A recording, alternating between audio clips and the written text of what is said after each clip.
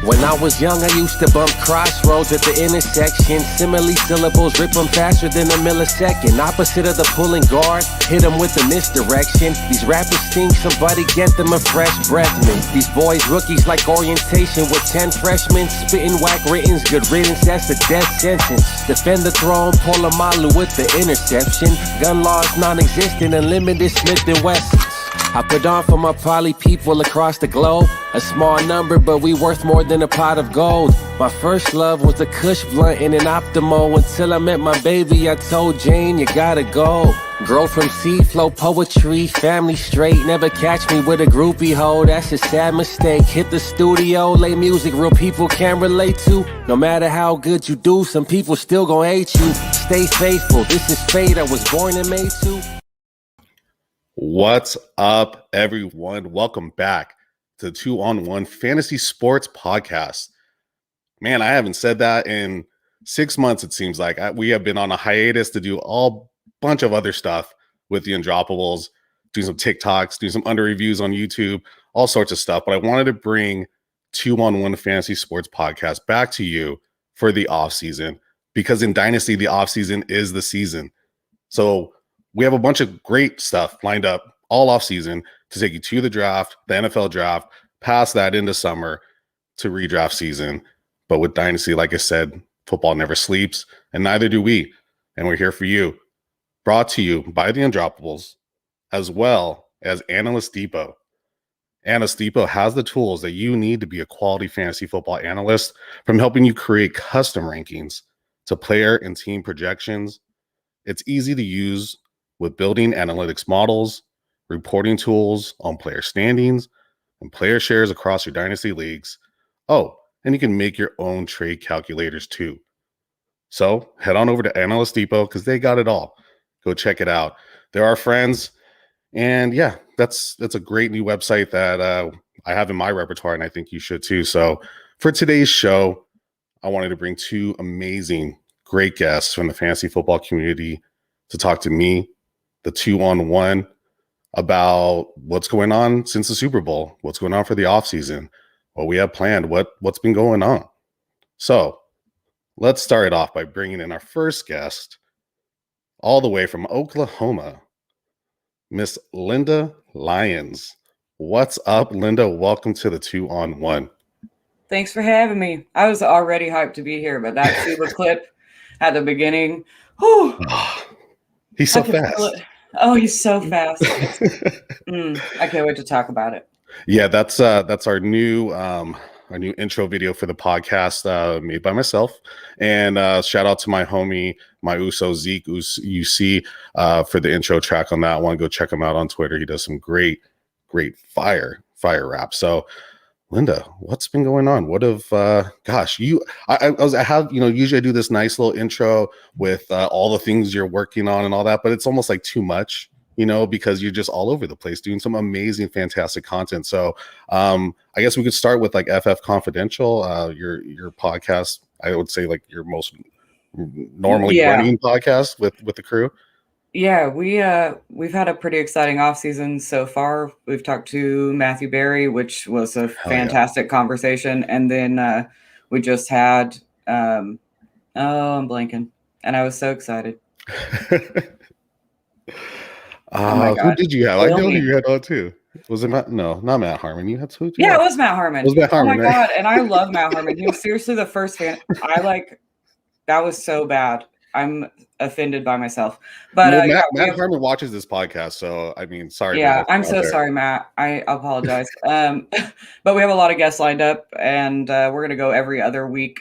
So I'm super excited for that. And then I also just took over a podcast called The Speakeasy. Nice. It's with Club Fantasy, and they interview females in fantasy football. So I'm gonna get to sit one-on-one with people and get to know yous and have a wine night virtually. So I'm super excited about that. Hell yeah. I love that. Yeah. And partly why you are half of my guests this evening, this afternoon, if you're on the West Coast like I am, because of women in sports. We've been talking about it. It's becoming a thing, but it needs to become a thing that's just normalized. It's just like not a thing. Like, you know what I'm saying? Like like, yes, it matters, so we need to bring it to light, but at the same time, it needs to just be anyone talking sports, and that's just the way I go about it. Like, I don't really care who you are, as long as your information's good and you're entertaining, I'm into it. Yeah, I hope we can get to that as a universal thought, though, because it is not that way right now. But that's what we're working towards for sure. Definitely. Yeah, that's what it needs to be. So, so part 2 of my great guest lineup tonight is the incomparable. Yeah. Steffi Smalls. What's up, Steffi? Guys, I got kind of lonely back there. Like, I was like, yeah, sorry. I want to say something. No, but you know what's funny that I noticed is when you're backstage and you're with someone and you're waiting to get brought on and you don't know who's going to go first. And I'm kind of like sitting there, like, don't know what to do with myself. And then I hear Oklahoma and I'm like, oh, no, I know. I do that same thing. I got a second. It's I had a hard time to choose. When everybody gets brought on at once, and then you're like, oh no, who goes first now? Like, I would much rather go Patty Wampus like that. I had a hard time choosing. I mean, it was a coin flip at the end of the day. It's like debating the 101 and the 102. It's just, you two are both awesome. So, it's definitely the 101. I just tweeted something. I didn't even spell balls right. So I've already made a mistake. I wrote backs. I tried to make a funny joke. And I ruined it. So. Well, if it makes you feel any better, I read it and just read the word balls. I was just like, that's balls. Yeah, it's balls. Yeah. I'm going to switch this up a little bit so I can put you two at the top. So, like, oh, that didn't work. Do I have to remove everybody? Oh my God. Now I'm looking like an amateur. Freaky Friday where we swapped bodies or something. Yeah, that was wild. That stresses me out when it moves. Let's try that again. Ready? Switch. Oh. Hey, what's up, guys? All kinds of craziness. Okay, one more time. Musical chairs.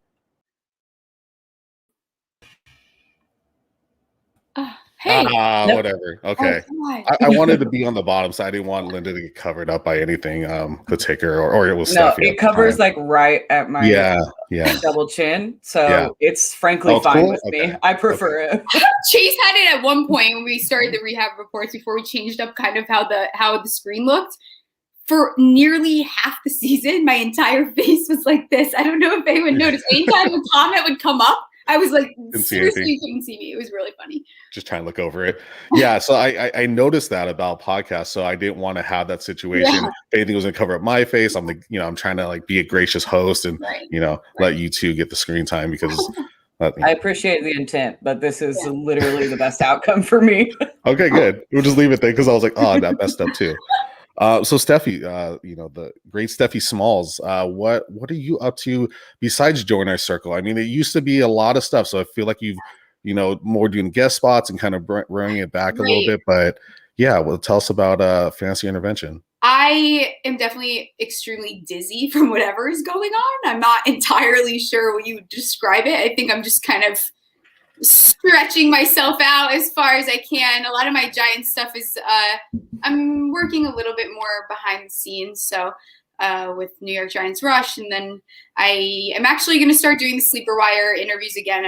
I'm interviewing a Broncos beat writer next week while I'm in Miami, but I did that for Linda, obviously. I'm not going to turn that down. That's weird. Yeah. But yeah, our circle, it's going off. I started my Patreon too, so that half of Twitter doesn't have to see me whine and yell and fight with all of Giants Nation. So I thought I would, $2 get myself a Starbucks and no one has to deal with me. So there you go. So we're doing that. And then I'm right now working on an injury tracker that I'm going to try to release for the season. It's definitely a huge project, but I want there to be some really dope place where everything just makes sense and it's in one spot. I don't know. We'll see how it goes. Yeah, so that's kind of my deal right now. I'm writing articles. I have a Saquon video coming out. They had to do a little editing because I kept looking down. I don't know how all these people, they fix it, but it ended up coming out good. So about his injury and for Saquon owners, I know it's very stressful with injuries. So yeah. So people are fading him big time because of it. Doing my thing, going on a bunch of podcasts. I have a couple new opportunities coming up in the works. So those I'll leave as a surprise. But I'm Very sure cool. you guys will know because I tweet 10,000 times a day. So Now you gotta leave those teasers out I there. won't miss anything because I won't want to. And having your own fair share of high profile guests as well, right? Yes, very cool people coming on. We actually ended up snagging Matt Berry too. I don't know if I'm supposed to keep that a secret, but I think I blew it.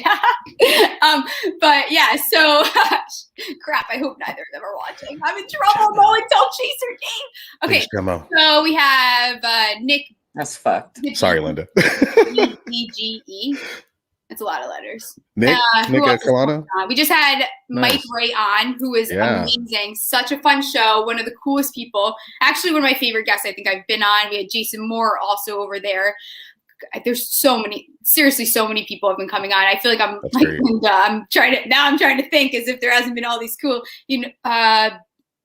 McDowell was on. Yeah, just start forgetting their names. That's there's gonna be so many that are gracing your press. I'm definitely getting less starstruck and actually talking more. The first one with Ian, I was just staring at him. I don't know what, but yeah, it's nice. It's cool to actually reach out, and it's awesome to see that they're very willing to come on shows, and I think that's awesome. Yeah. It's nice to just converse with them. I mean, Jason Moore and Mike Ray are two of the most normal people ever. I feel like I could hang out with them forever. They're so cool. Yeah. So yeah, and I think that's what's cool too. I mean, and that's what, again, partly why I do the off season. People have more time to do guest spots. People have more time to come on. There's not the just crazy grind of every single week and during the NFL season. And a lot of these guys too, that I've talked to also, it just seems like at the end of the day, they just want to talk football, right? And they just, it's fantasy and they want to get into that too, but like it's just a conversation really just centered around football and a like-minded thing, like something we all enjoy talking about, enjoy tweeting about, writing about, whatever. And I think the best analysis comes during the postseason too. I think this is because you're not looking towards a game. It's kind of looking at things more as a whole, looking at players as a whole, looking at what they need. So I think it's been awesome. I think for me too, especially kind of being on this come up this year. This is my first year, obviously, having Twitter because I had like 2 followers in October. And so it's nice to now be, this is all new to me. I think I'm learning a lot about myself as whatever, what do you even label us? Content creators, influence? I don't know what we are. Yeah. Or one of those Twitter personalities. Yeah. Yeah. When people are like analysts, I'm like, oh. Oh yeah, no, I don't analyze. I stay away from that's all the numbers. Don't ask me questions. Yeah. I don't know. For sure. Yeah. And you learn so much more about these teams than during the season because you're like, oh crap, they're really screwed in that position. Actually, now what? Yeah, I just switched mine to like content creator because like that just covers all the bases. But I agree with you, Steph. It's the time when you have all the data from the previous season to really look at, to really start to analyze. And in some regard, I agree. You do get some really, really good analysis, but at the same time, you start getting this also far on the other side, terrible hot take analysis.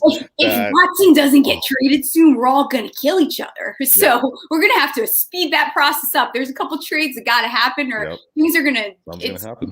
There's a flavor of the day, flavor of the week. It can't keep up. I don't know what's going on anymore. Yeah. It's my favorite. Every day is a new day for a different prospect or like a free agent. Yeah.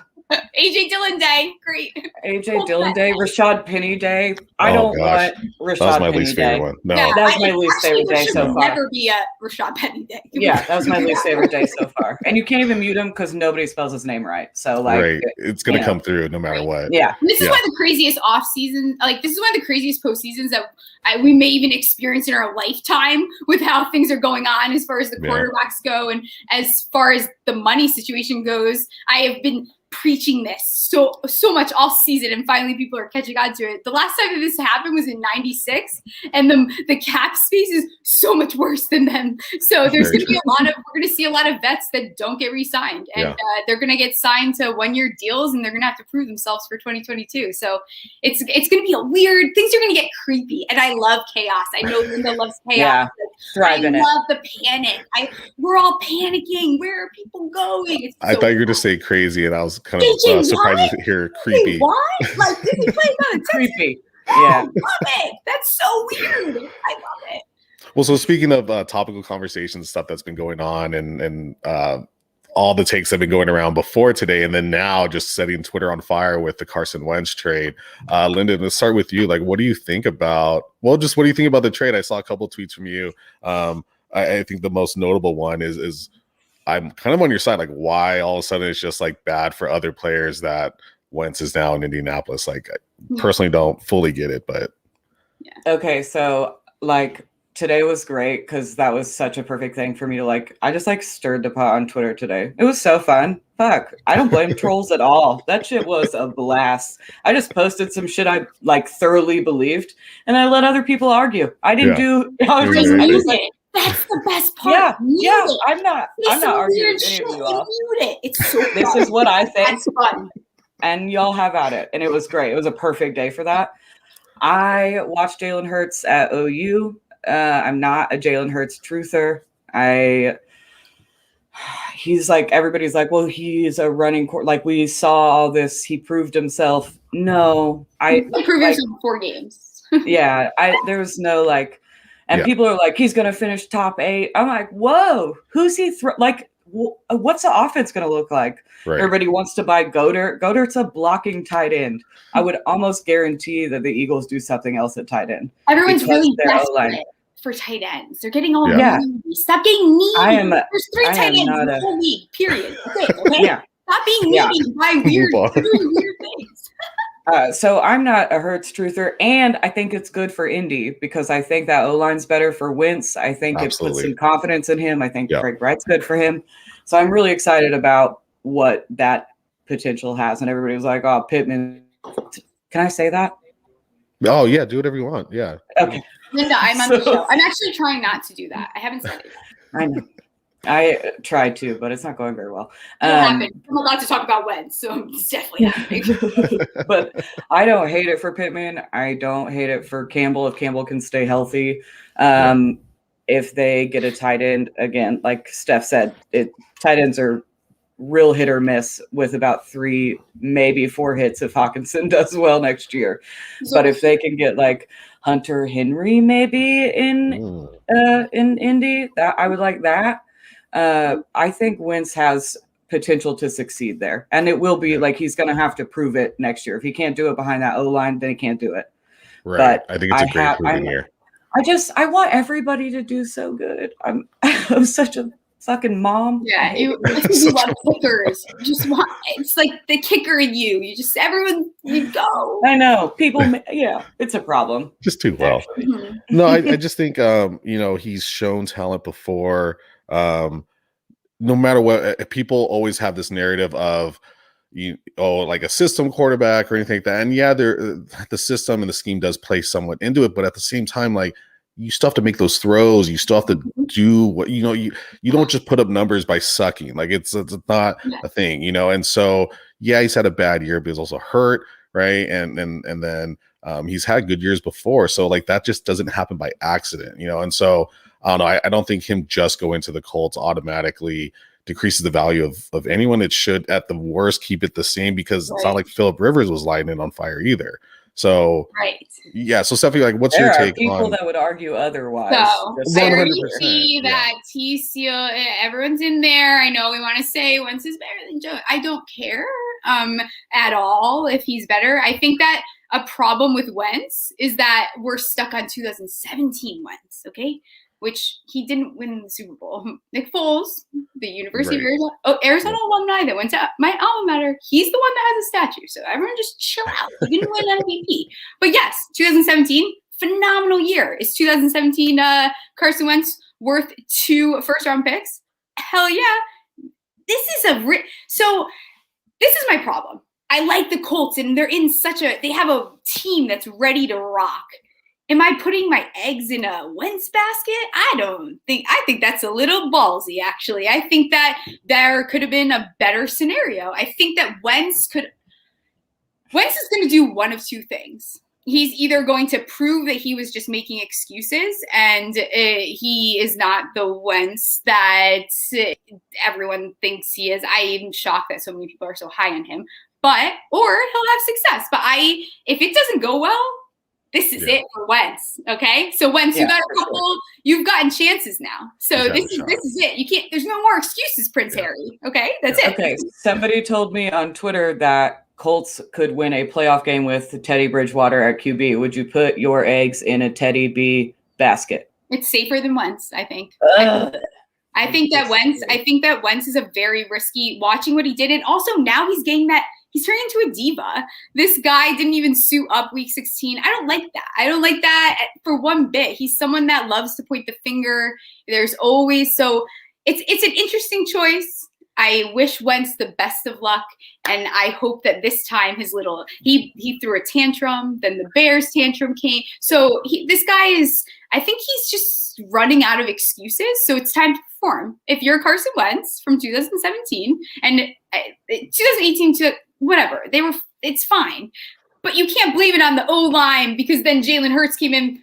It's so funny because the Jalen Hurts truthers are the same ones that are, the whole thing makes no sense because if Jalen Hurts had success, why didn't Carson Wentz? If he was able, you can call that success, but in 4 games, he played pretty well. So I don't know where Carson Wentz needs to just go through his progressions and not throw the ball to no one. So you're gonna have to figure it out, bud. Yeah, I think there's arguments to be made on both sides.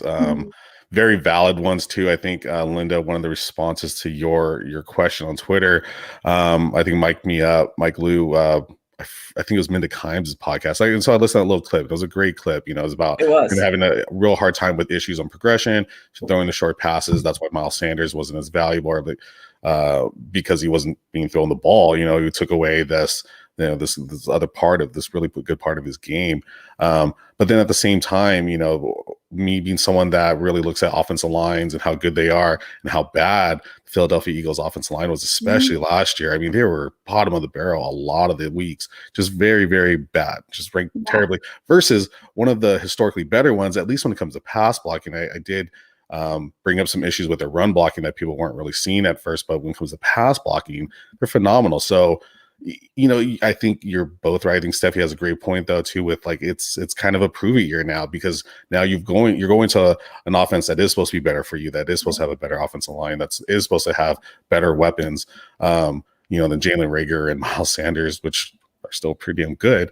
But he needs to do something now, and he needs to prove his contract and make it happen. Put up or shut up. Yeah, that's why I'm done. I'm kind of done talking about it. I have nothing to really say. It's either his tantrums were worth it and he really needs to go somewhere else. And you know what, Wentz? You got a perfect team to do it. You have no excuses over there. They have a couple things to fine tune, a couple players to maybe move around, but for real, you have no excuse over there. A safer choice for him would have been the Bears, because if he messed up, he could have gone excuse city. There's no excuse. Well, I think it's true. Yeah. Just thinking about I'm thinking about my Bears fans out there, but it is what it is. I mean, it's a time that you do get to put up or shut up, and I want to see Jalen get the opportunity to do his thing. I'm curious if they're going to actually let him be the starter and let him earn it, or draft someone else in this upcoming draft. But if they really pick Jalen that high, and hopefully they believe in him and they just build up around him and let the guy do his thing, because he's got talent too. And but it's gonna be a crazy off season. It was a crazy season too with COVID. Things weren't normal at all. And I've tried to reiterate that on Twitter or any videos I'm making is, when you're fading some of these players, remember, it was 2020, crazy shit happened. People got hurt. A lot of good players got hurt. Players sat out. Players sat out that aren't fantasy players, but they affected the game because their team they sat out. I remember in the beginning of the season, I kept saying, "This is a fake season. It's a fake season of football. It's an asterisk season. This makes no sense. This is weird. It's all fake. Tom Brady's in Tampa, and now he won a Super Bowl, and everyone's injured. What is happening?" That's like rookies. Everybody was ready to fade rookies by week 3, and I was like, they didn't have a preseason. They haven't. This is they just were all right, here you go. Fucking figure it out. Yeah, get the playing speed right now. Get fully conditioned. Yeah, and you know what? Week 4, 5, 6, all of them. Now we've had a historic rookie season. Yeah, Jonathan Taylor. I mean, I had to make the best video I did on YouTube was about how Jonathan Taylor, it wasn't his fault. And the reason I got the most views on it because people were hating on it. They're like, no, it's totally Jonathan Taylor. I'm like, no, it's not. No, it's not. It's his offensive line. Like the guy's got the skills. Like let him just wait. And yeah, so here we are. We have a good year to look forward to is the thing. Yes. There's some good football coming up, Oh, guys. yeah. Like this is a year to be excited about. There's some really nice options for some of these quarterback landings that are going to make some of these teams. This is going to be so much fun. I can't wait. I love the drama, the chaos. Let's go. Let's Yep. go. Dude, Ball- I'm going to say it right now to the world. If Deshaun Watson ends up on the Broncos, you all will never hear the fucking end. I'm going to talk about it. You should. You won't be able to tell me shit. Oh, Super Bowls. Super Bowl. I'm talking about. I want to talk about. I don't care. It's the answer's Watson. That's like me. If Wentz screws up, I'm going to be a let's talk nightmare. about it. You guys have no idea. You think I've been bad? This is nothing. He's done. I will roast him for life. But you know what? I would have just sat on the bench and took my 128 million. To be honest, why are you getting traded? Just sit on the bench and get paid, dude.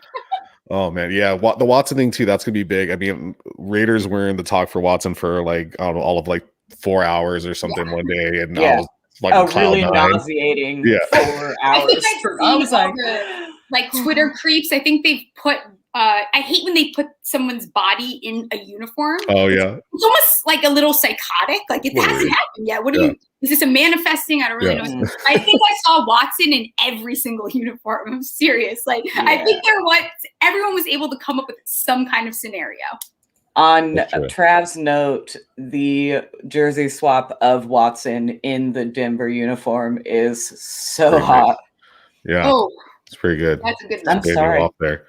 Yeah. Conversely, did you see the Carson Wentz one in the Colts one today? I saw that. Did not look good. That looked fucking terrible. Not a good combo. I think I saw Miles Peacock. It was the best fucking thing I saw. Wentz went to the Bears, I would have bought a jersey for fun. That would have been hilarious. Imagine having a Wentz Bears jersey. That's disgusting. But yeah, I have a Trevor Simeon jersey, so it could get worse. Miles' comment was like, it looks like Wentz is already getting ready to get benched again already for the Colts. It's just looking bad. But yeah, so speaking of Super Bowl, just, I guess because it's been the first podcast for me since the Super Bowl.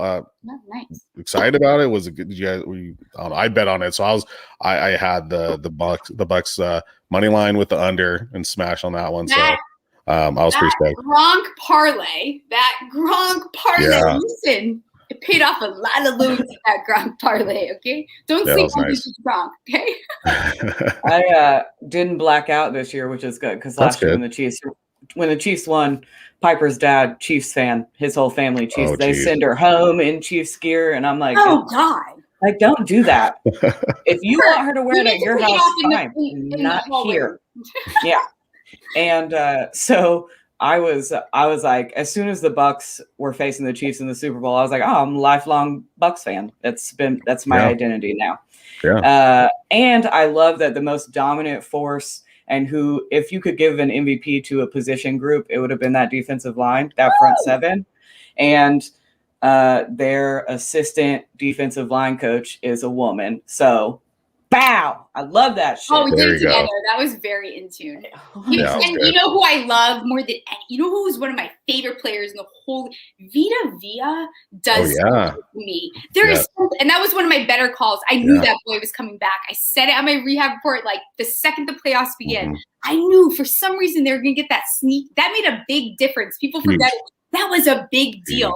That pressure there was, and that's a good football player. Oh yeah. Vea can play ball, and he's a big boy. I love those big boys. I like the way you said big boy. Big boy. I'd like you to cut that.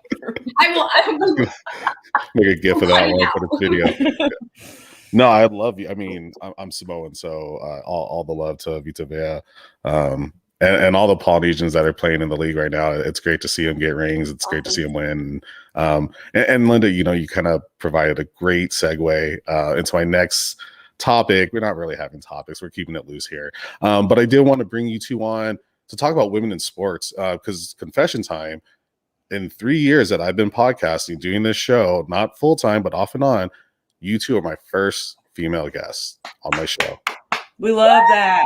That's And- called growth, Can you, Tommy. wait, I always do the not for any high five particular.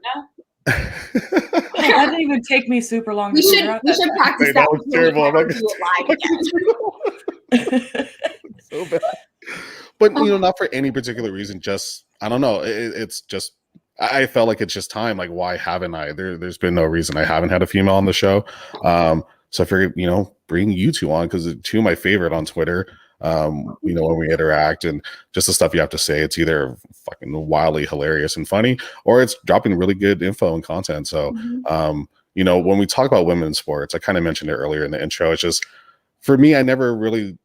I totally understand where it's coming from, right? I mean, I'm a minority myself, especially in the community in the fantasy football industry, just being Samoan. But I don't know. I support it and I get it. I just wish it wasn't a thing because I just wish it was already normalized. I wish we were already living in that world where no matter what, whoever just has good takes, good analysis, good things to say about football are given those opportunities. And it's unfortunate that it still hasn't changed. But it's good that it's starting to. And kind of the first question is like, do you feel like it's really starting to really change? We're starting to see coaches, starting to see referees, we're starting to see women run GMs of organizations. So do you think do we still have a long way to go, or are we really making progress in getting there? Linda, can I say one thing quick because I want you to go first? But this is our second show now that we got to talk about women in sports together, and I have goosebumps right now. I'm very happy that I'm here with Linda. So Linda can go first.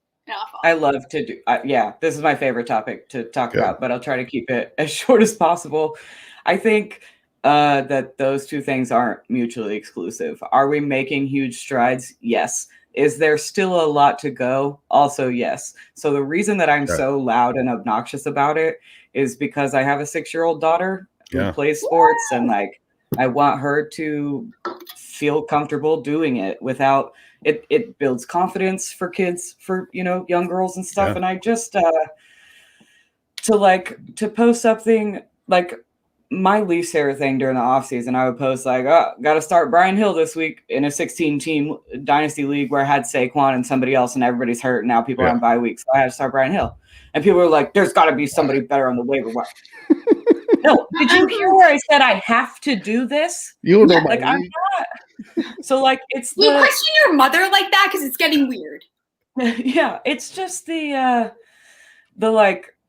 you can just tell the way that you're talked to differently. I see it, I feel it. Also with the creepy is fun. You have to deal with that. So in the grand scheme of things on a big spectrum, things are being done to change that. But the overwhelming majority of when you take a small group of just regular civilians and monitor them, it's overwhelmingly still somehow wrong or bad that I know football. Or you get the polar opposite where they're they quiz you, which is fun. I love the quizzing. Ask me their fucking horoscope, but I can tell you that. And I bet one of these people quizzing me, I bet you drafted Josh Rosen too, huh? Didn't you? Yeah. Yeah, and I my two kids are boys, so I don't have that same experience of feeling with my kids. I feel like when that does happen to you, I felt it in a little bit of a different way. Like we just moved from a city that wasn't as racially accepting, is that the right way to say, as where I'm living now, and so I did see that. And when you feel that in your kid, it's one thing if it's you, right, but it's another thing if that same prejudice or bigotry or just closed-mindedness goes on to your kids, and you're just like, what the for me, I hate it even more. And I think giving our kids everything we didn't have, for me, really means the world we didn't grow up into, and and giving them those opportunities, making those things normal. So if they want to go do that for their careers or when they're older, they can. It's easy to do that. It's easy to jump in there. It's not a weird thing. You're not questioned. Right. Your stuff. It's also teaching them that it's normal. Right. Because it's not going to stop with us. It's just not. There's no way that all the things that are wrong end with our generation. So I always try to when something big in the news happens, I always try to do that with Piper. She helped me make a Black Lives Matter banner for our town, and when something's happened, if like big female sports stories break, whether it be Jennifer King gets to be a coach or it's something super negative. Like your kids are so much wiser than you think they are. Not yours. Right. I'm not talking like at you. I'm talking at the No. general public. Right. Yeah. Kids are so much wiser than we give them credit for. Yeah, And I if agree. like, We're sponges. yeah, I Yeah. buy books. I do like we talk about all of it because I want her to know. Today she asked me, "Is everybody nice?" And I said, "No." Oh, Oh, No, sweetie. no.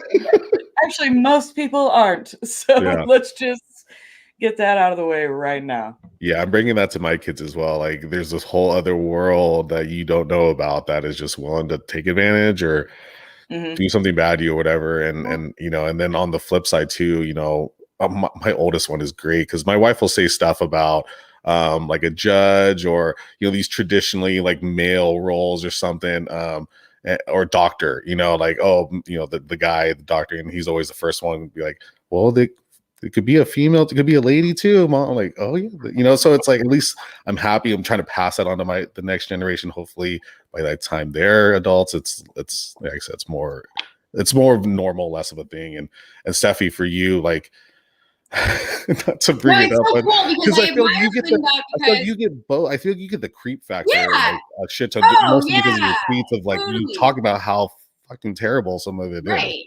And so I'll wrap back to the creepiness because the creepiness is just whatever. We'll talk about creepy after. But not a lot of people know that my Giants fandom came from my mother. It did not Nice. come from my father. That's My awesome. mom is the football fan. So I was raised this way. This was like the coolest thing on Sundays. I didn't even know that world really existed because my mom, the one thing she used to say all the time was, I would love to be a ref. She dressed up as a ref for every Halloween. I used to say, Mom, you have to be something else. But it's so cool to come from being raised watching football. My mom saying she wants to be a ref, but it'll never happen. And that's how the mentality was. It's a very different mentality than the way that and then to see a female ref on the field is awesome. How cool is that? Are you kidding me? And her hair rocks with her ponytail. She's so cool. Dude. She kills a ponytail. Yeah, she kills that. But really, I think that and something growing up, I grew up in a family that was very normal. We always talked. My parents were fantastic. I applaud my parents for the way that they raised my brother and I. I think that we talked about everything. It was never, I didn't even know that girls didn't like football until I was in middle school. When you would say stuff to the other girls would. And I came to school in my jersey and they're like, I got bullied. Why are you wearing a football jersey? What? What do you mean? This is Plexico Burress. What do you mean? Plexico? He does this. Like, I would be so excited, but no one had that. So for a really long time, I never had friends that I could relate to because for me, football is very normalized. It's Sunday. Yeah. You're eating meatballs, spaghetti. You're shutting up and sitting on the couch and watching the Giants. Like, that's it. That's what we did, you know? So, and it's awesome to see how far we've come, and people that I do applaud is men that accept it, because the men that don't, that's weakness right there. Because when did football just because you guys play together? Like, who cares? Your knowledge in football is no better than mine. Right.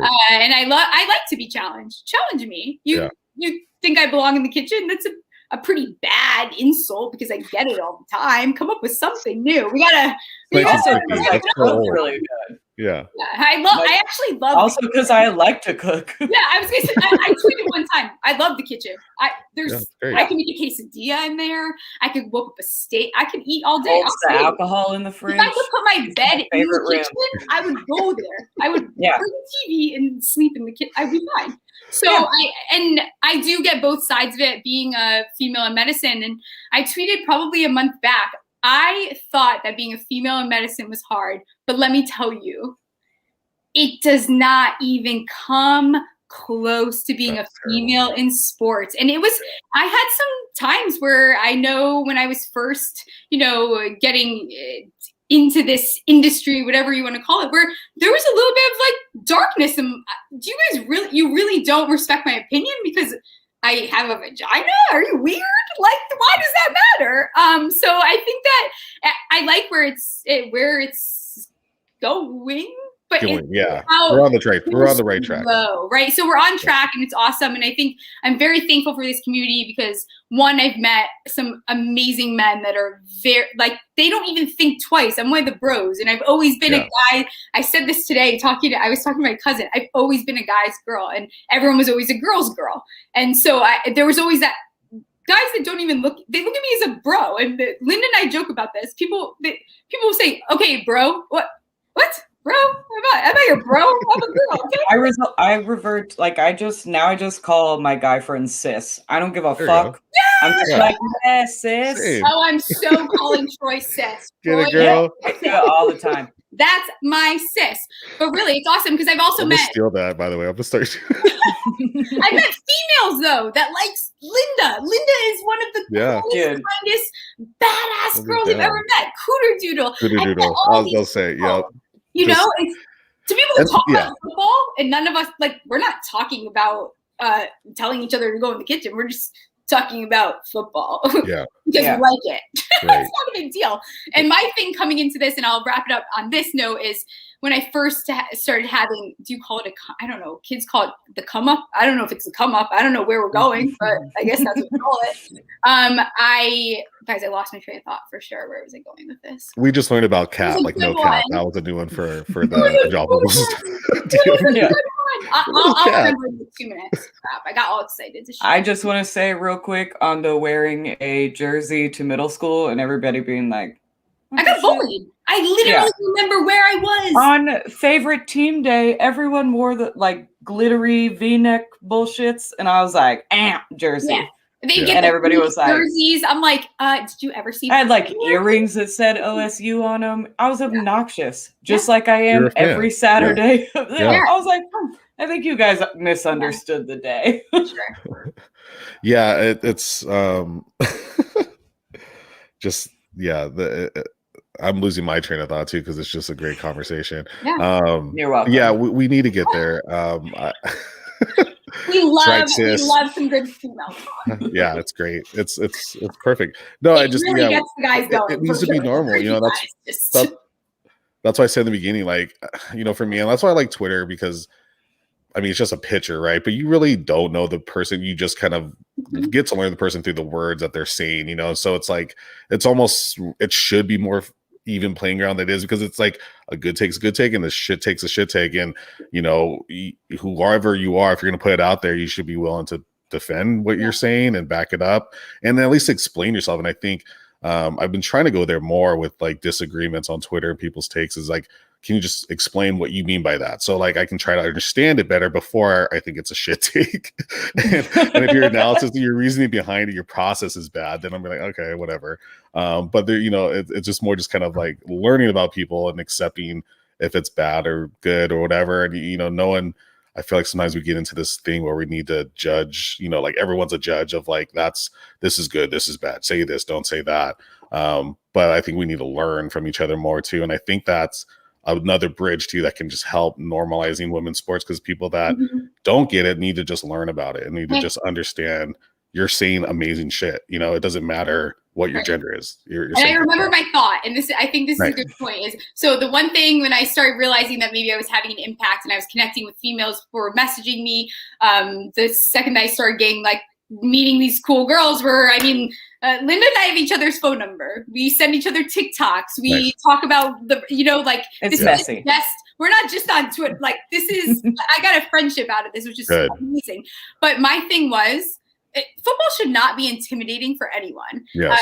Just because everyone loves numbers. We love numbers and it sounds so scary and you can enjoy a football game without understanding every penalty, I don't know what the name of every play is. Have I been trying to improve myself because of where I am right now? Yeah, of course. I try very hard every day, but I never suited up and played football. But guys scare the shit out of females because they're using he ran for 3rd and 6. So what? You know, it doesn't have to be like that. You can just enjoy the game and appreciate the sport for what it is, which is beautiful because it's one of the only full team sports like this that you have out of all the sports. And I think that was my one thing. So sometimes I will definitely try to keep some of my takes a little bit more casual because I want them to be inviting. if you challenge me, I'm listen, I will, we could challenge. Yeah. We're going to lose, but I'm trying to invite people to, I want everyone to enjoy football. Like I do in years like this. You're here for engagement, to talk to people about sports. And the fantasy football community. The fantasy football community is truly terrible at being like inviting to, and I mean like the community. I don't mean like every fantasy football player, but I finally talked a friend into playing fantasy football this year. And then because of that, her guy, like her brother and cousins invited them to their league, which she won. Awesome. And she posted like week 3 something about benching Derrick Henry. Like she was like, oh, I shouldn't have done it. Well, if you'll remember, his first 2 weeks not good. Wasn't that great? And she had she had a bench player who was outperforming, so she benched Derrick Henry, and of course in week 3 went off. And so she was like, oh, I shouldn't have done that.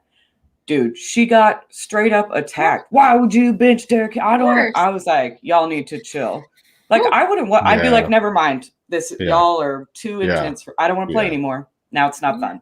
Right. Right. I can't. If we all want to be analysts, then we need to we want that to grow. We want to have multiple people doing it. Better. Yes. You know what girls that never played football have over men that play football? We look at the game a little bit more objective because you subjectively have played the game. I've never gone to practice. I say it all the time. I don't know what they tell you to do with your body and your chest.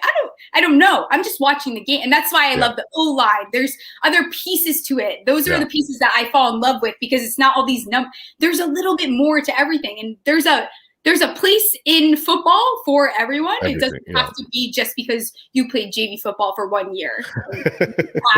Right. I don't care. Right.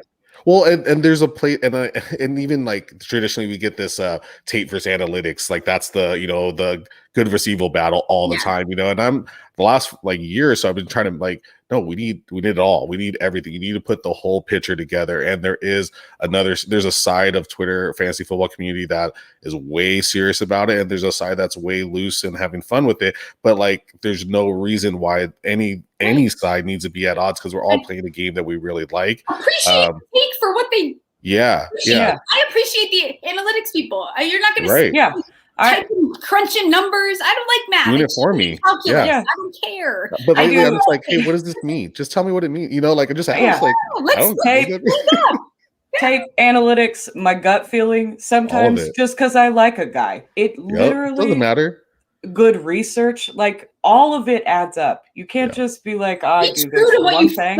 What you think. If you think that, you think it. That's it. Right. Sometimes my gut's just like, and I'm like, all right. I mean, you've been steering me wrong my whole life, but I'm going to trust you again. Good luck tweeting that you should sit someone because your gut says so and not getting totally attacked. The injuries. I watched many of the fantastic men. There's not a lot of female injury girls that I didn't know that I had big balls until all of a sudden everyone's screaming at me because I told you Gibson wasn't going to perform that well. Well, guess what? Gibson didn't perform that well because I was right and they were wrong. So, I mean, it's okay. We can all be right about some things. Right. Are we all right about everything? Absolutely not. No, can't be. It's impossible.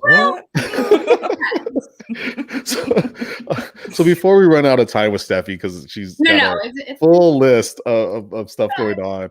And this is the first one of your day, so I'm just like, it's a nice warm up for your next pods. How do you beat this? But I wanted to talk about teams, but I feel like teams are easy. We know, I don't know. I feel like we can go all day a separate pod just on Giants and the Broncos and the Raiders. But because it's off season, and that's kind of what I'm going to start getting into a little bit more. So to kind of close this out, I just kind of want to talk about some of your favorite prospects coming up. Who do you have your eye on? Who do you like? Who's really interesting to you? By my intro video, I know Linda Lyons loves her some Chuba Hubbard and Tylan Wallace from Oklahoma State.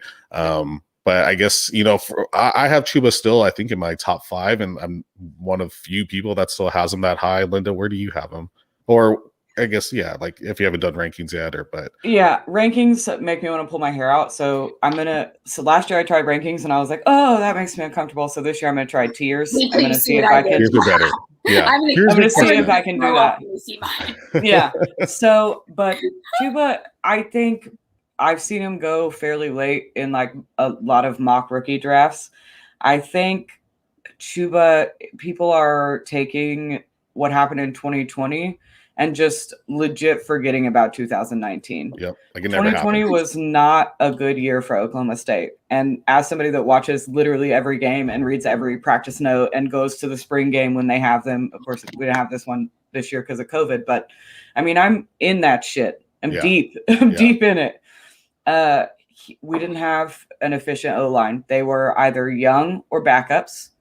I am not a very big fan of our quarterback. Mike Gundy does not use his running backs as passers. I mean, that's just not, he's never going to utilize them that way, just the same way he doesn't utilize tight ends. I could go on a rant about Mike Gundy for 4 hours.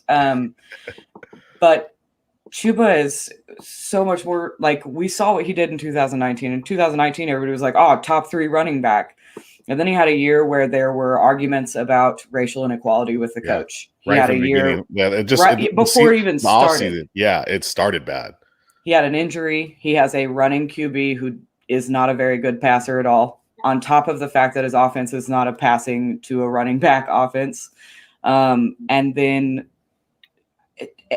COVID and life, his sister had a baby. He couldn't go home to see it. Like, he couldn't go to Canada to see it. And that's what everybody was like, you know, he quit on his team. No, he didn't. But he's hurt. There's no reason to go back out there. Yeah. And he has a nephew at home that he hasn't got to meet yet. Yeah. So I think there are a lot of things that can be storytelling of 2020 season. And I think, like, if people keep fading him, that's going to be fantastic for me, because I'll scoop him up at value all day long because I know what he can do. Yeah. People are worried about his size. I'm not worried about his size. No. I want a running back that can break off for a 90-yard TD at any point, because he's faster than shit. Right. And he may not be that bell cow type thing, but like I said for the last couple of years too, like that bell cow thing's kind of going away, except for a very few people in the league. But, you know, you can't knock a guy that's fast. You can't teach speed like that, you know, and I like to comp him to like a poor man's like Chris Johnson, that, you know, it's not the exact same type of game, but the amount of speed this guy has is phenomenal. And yeah, people are just fading him all day. My buddy Dan still has a hard time with it's Chuba, right? It's Chuba. That's how I know. It's not so crazy because I have a friend from school. His name is Chuby. So I'm like, oh, which is it? Chuba. It's Chuba. It's Chuba Hubbard. Right? Love that. Yeah, it's and Chuba. also there's With one B. Isn't there a Puka too? I love it. There's a Puka. Yeah, Puka Williams from Kansas.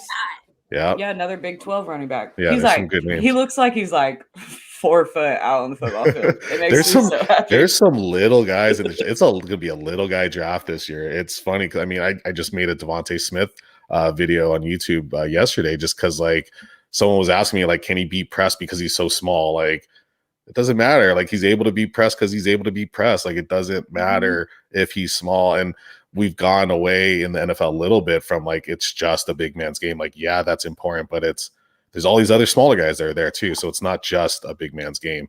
Steffi, who's on your radar? So it's funny that you say that, because I have been sitting on a BMI article. I am terrified. I'm scared of girls and guys. Listen, I'm scared in general. I'm just scared. BMI. So it might be something that I have to post and then do like where no one can reply. Turn off the comments. But I think this is where social media gets the best of us. Narratives get brought up. They just all of a sudden it's a magical narrative, and that Twitter has said injury prone. That's one that always comes up. He's not big enough. I don't care if he can produce. Who gives a shit? So I think that the what position? Jeez, why am I losing my words? You guys are making me nervous. No, but the position that I've been focusing on a lot is the tight end position. I think that since we are in this endangered species of tight ends right now, and I think a lot of us definitely got burnt by tight ends. If you were lying to me, if you were in more than 3 leagues and you didn't get burnt by a single tight end, you're lying. There's someone. If Blake Jarwin didn't get hurt, I wouldn't have been. Yeah, right. That's all I'm saying. It's so crazy. So I've been kind of focusing in, and maybe that's because I have PTSD from Evan Ingram, and like I love the Ole Miss. I love the Ole Miss. I can't do it because I'm literally scared. So I like Trey McKitty. I watch this guy's film over and over again. He, this is one of those players that it's someone Write that down. that has Trey McKitty. Listen, I'm stashing the crap out of him. I love it. There's going I to haven't be done any research that someone gives, and I did hear the Giants were maybe there's going to be a day where these guys get a chance, and there's some good talent. The tight ends are worth looking at. If you have not looked at them, they are worth looking at. I think Twitter decides, oh, the RBs suck, the tight ends suck, and now we're all just going to fight about the quarterbacks and the wide receivers until the draft. And then you're all going to be wrong, which is the best part. But Trey McKitty's awesome. So he kind of got the short stick, but his recent film and the Senior Bowl, if you guys haven't watched, is very much worth it. You can get that's enough of a fix. If you don't want to do film like weirdos like me that are single and have nothing better to do than just sit and watch film, is just watch the Senior Bowl. It gives you a perfect image of that's what you need. Then that's enough. And then deal with the trolls on Twitter. But Trey McKitty, he's someone that he can rock. And his Senior Bowl performance, he definitely is someone. Even his most recent stuff, he's someone that's I have my eyes on. I'm very You've watched it. I'm on the McKitty train. Okay. Yeah, because I'm just pulling up an analytics database right now, and he's pretty low. And this is just looking at like his age, BMI, breakout age, stuff, like kind of your standard stuff. And I think that's partly feeding into why people aren't hip to him. Can I tell you a medical school secret? Yeah, BMI is bullshit. It's not a thing. It doesn't. You don't account muscle. Nothing. BMI it's a narrative. So if BMI was a person, it would be a guy that thinks that a female should not be in football. That's what BMI is. If I can explain BMI. Analogy. It's a very old. These are very old takes. It's in BMI. Who cares? It doesn't matter. I don't give a shit. It doesn't matter. Literally, it doesn't matter at all. So oh God, the BMI things we drive. If I hear the weight 164 or 165 one more time, I'll delete my Twitter. I get the correlation and tracking, who's been successful and their BMIs, but correlation is not causation. It's not like they're that good because they had the right BMI. It just happens to those guys tend to have a certain BMI. It's just that BMI does matter is someone like Todd Gurley, who his BMI is way too heavy, and research literally shows that his BMI is a problem. So there's scenarios like that where his body's really heavy, guys. So he's got to figure it out and loosen some tension down there. So that's a way to look at BMI. You can't a rookie would be they can put on 15 pounds this offseason. I don't understand it. Come on. Yeah, some of these kids are 19 years old. Like they're 20 like imagine being told at 19 years disgusting. Old. Males don't fully develop until like 27. You guys are crazy.